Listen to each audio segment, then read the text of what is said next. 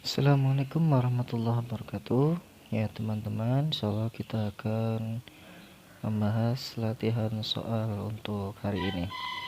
Oke, untuk latihan soal pertama kita coba menentukan apakah pernyataan-pernyataan 5 pernyataan ini termasuk usaha atau bukan usaha ya. Seperti di materi sebelumnya kita sudah tahu bahwa ada perbedaan antara usaha atau bukan usaha. Oke, kita baca satu persatu. Yang pertama, Benny mendorong meja dengan gaya 10 Newton sehingga meja tersebut berpindah sejauh 20 cm. Nah, kira-kira pernyataan ini usaha atau bukan usaha ya? Nah, benar sekali teman-teman. Karena benda tersebut berpindah sejauh 20 cm, maka yang dilakukan oleh Benny adalah usaha. Lanjut ya, nomor 2.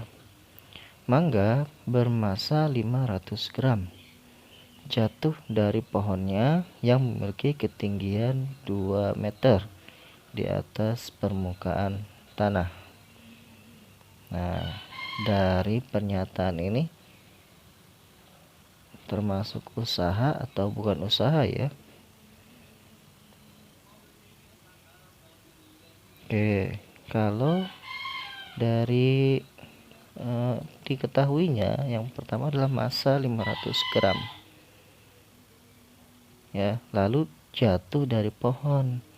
Karena jatuh maka percepatan yang dilakukan itu adalah percepatan gravitasi nih ya. Maka sudah ada massa, sudah ada percepatan, maka itu termasuk dari gaya. Nah, setelah itu mangga itu jatuh langsung ke permukaan tanah, artinya ada perubahan posisi atau ada perpindahan, maka hal ini disebut usaha juga ya.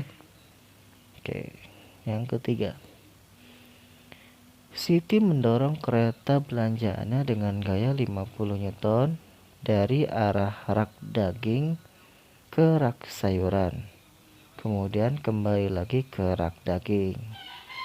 Nah, kalau ini disebut usaha atau bukan usaha ya?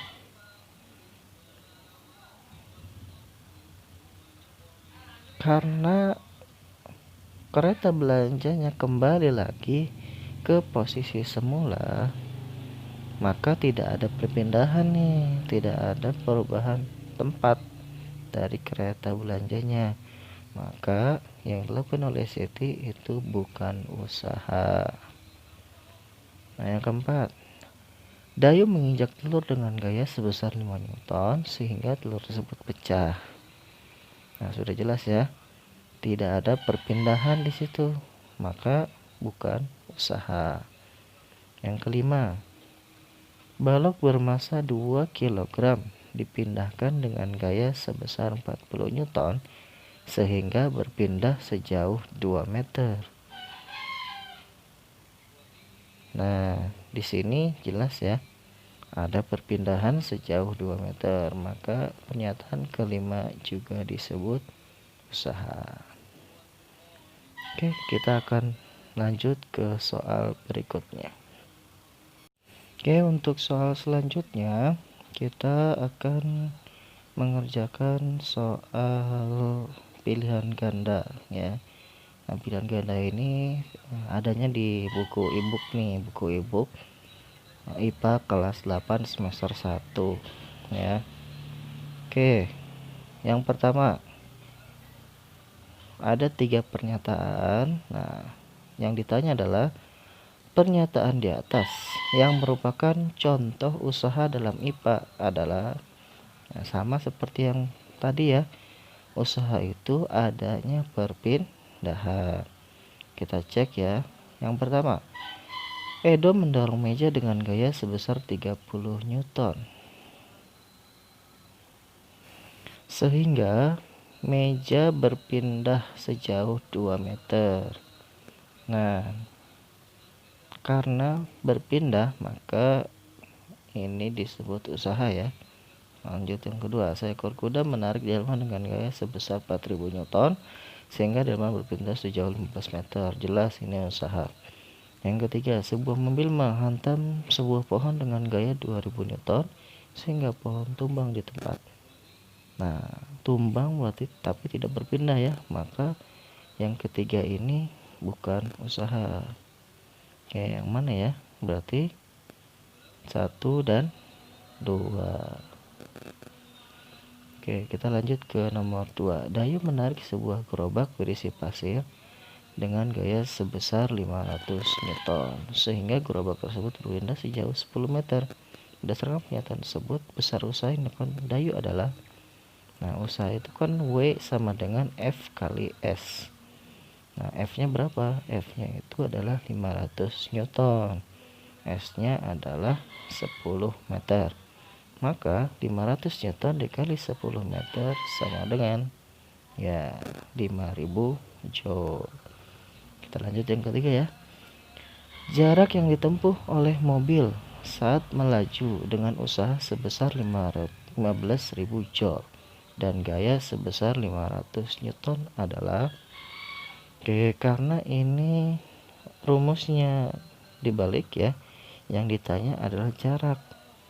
Maka kita tulis dulu W sama dengan F kali S. Nah, berarti yang dicari yang S nih ya.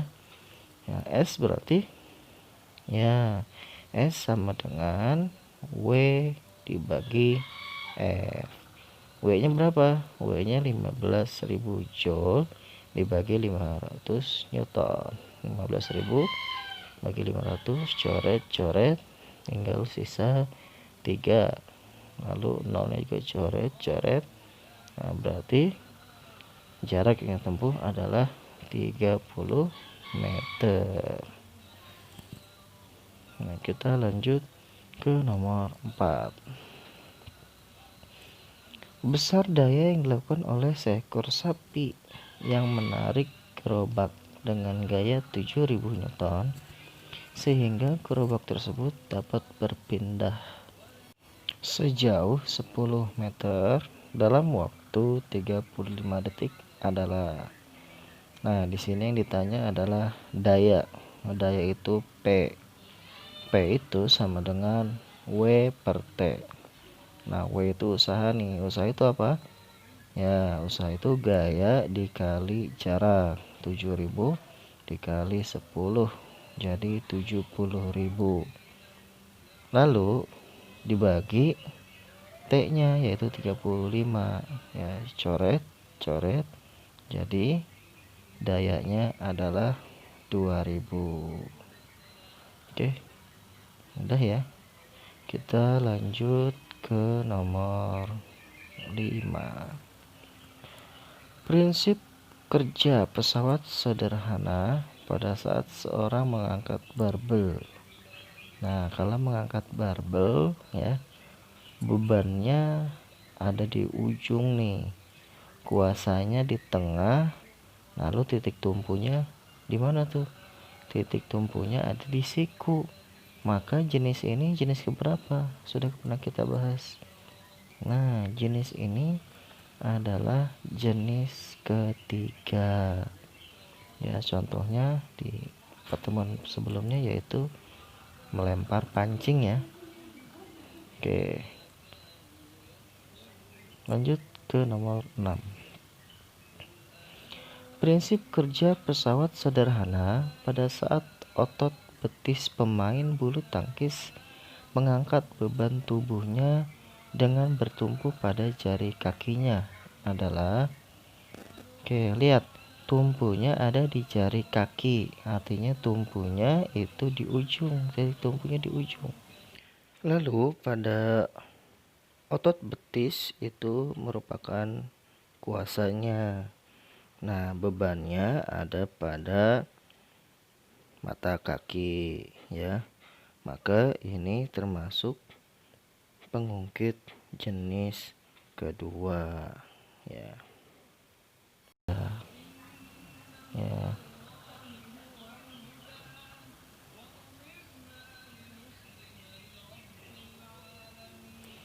Oke, lanjut. Oke, dilihat dari gambar ini ya. Perhatikan gambar berikut. Gambar berikut sebagai acuan untuk menjawab pertanyaan nomor 7 dan 8. Yang satu itu katrol, yang kedua itu pisau artinya bidang miring, yang ketiga itu gunting. Gunting itu pengungkit pertama ya. Lalu ada gerobak. Gerobak itu pengungkit jenis kedua. Oke, kita cek soalnya. Alat yang termasuk ke dalam golongan bidang miring adalah bidang miring. Gampang dong, apa? Pisau ya, berarti yang kedua. Alat yang termasuk ke dalam golongan roda berporos. Wah, roda berporos nggak ada deh, katrol ya, kayak gitu. Berarti yang mana nih? Nggak ada ya. Oke, kita lanjut ke nomor berikutnya. Oke, ada seorang anak membawa koper. Nah, ini apa nih? Prinsip kerja tangan anak yang menarik koper, gambar di atas sama dengan prinsip kerja. Kerja apa nih? Nah, roda di koper tersebut sebagai tumpu, bebannya di tengah, kuasanya di ujung di tangan si anak itu. Maka ini termasuk mungkin sebab ayo jenis kedua ya, sama seperti gerobak tadi tuh yang beban di tengah. Nah, yang terakhir, berikut merupakan gambaran skematis tangga yang ada di rumah Dayu. Panjang tangga tersebut adalah 8 meter, sedangkan ketinggiannya adalah 4 meter. Nah, rumus keuntungan mekanisnya apa nih kemarin? Nah, keuntungan mekanis atau KM sama dengan S per H untuk bidang miring. S itu mana sih? S itu kemiringannya ya. Kemiringannya 8. H itu apa? H itu height, tingginya, yaitu 4. Mudah sekali, 8 bagi 4 sama dengan 2. Jawabannya yang B. Oke, itu saja untuk latihan soal kali ini. Ya, kita cukup yang pilihan ganda saja ya. Oke, cukup dari saya. Assalamualaikum warahmatullahi wabarakatuh.